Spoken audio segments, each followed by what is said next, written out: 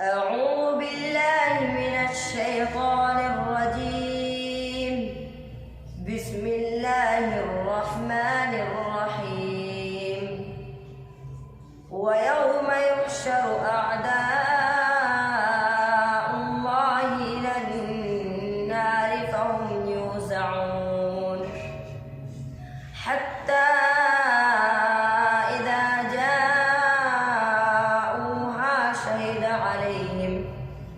شهد عليهم سمعهم وأبصارهم وجلودهم بما كانوا يعملون. وقالوا لجلودهم لم شهدتم علينا؟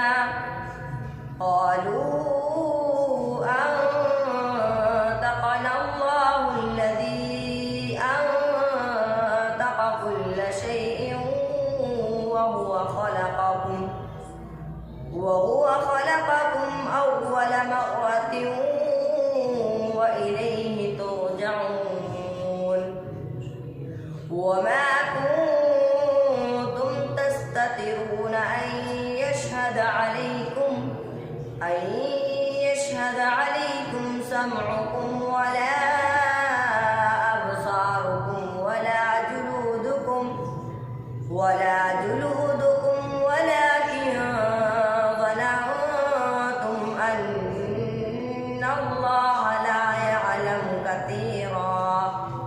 لا يعلم كثيرا مما تعملون. وذلكم ظنكم الذي ظننتم بربكم أرداكم فأصبحتم من الخاسرين. فإن يصبروا فالنار مثوى لهم وإن يستعتبوا فما هم من المعتبين. وقيضنا لهم قرناء فزينوا لهم ما بين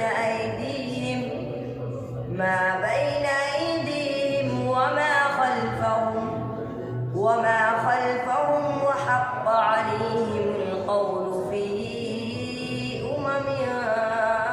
قد خلت من قبلهم من الجن والإنس إنهم